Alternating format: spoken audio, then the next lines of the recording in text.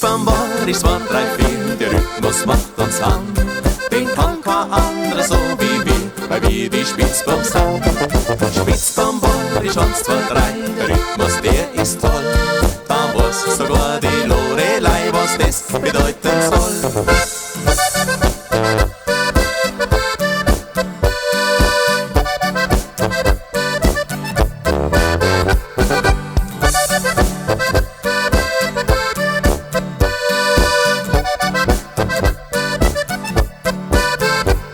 Wir spielen so gern an Bayerischen, weil uns der Rhythmus gefällt und weil es beim Spitzbomberischen kein auf sein Platz mehr hält.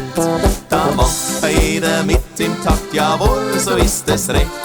Der Bauer schnappt sich seine Magd, die Bäuerin den Knecht. Hey, Spitzbomber, 1, 2, 3, 4, der Rhythmus macht uns an. Den kann kein anderer so wie wir, weil wir die Spitzbomben sind. Spitzbomber, 1, 2, 3, der Rhythmus, der ist toll. Da weiß sogar die Lorelei, was das bedeuten soll.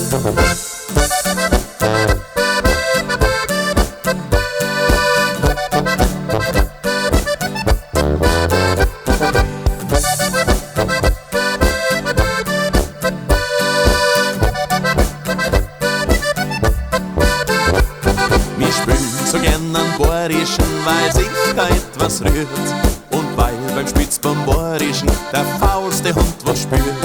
Da juckst die einfach in die Füße, wenn's musikalisch bist.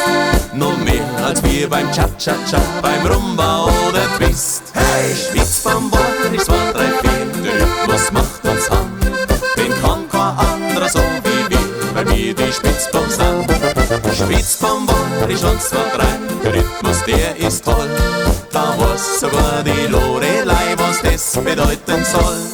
Spitzbomber, 1, 2, 3, 4, der Rhythmus macht uns an. Den kann kein anderer so wie wir, weil wir die Spitzbomben sind. Spitzbomber, 1, 2, 3, der Rhythmus, der ist toll. Da weiß sogar die Lorelei, was das bedeuten soll. Da weiß sogar die Lorelei, was das bedeuten soll.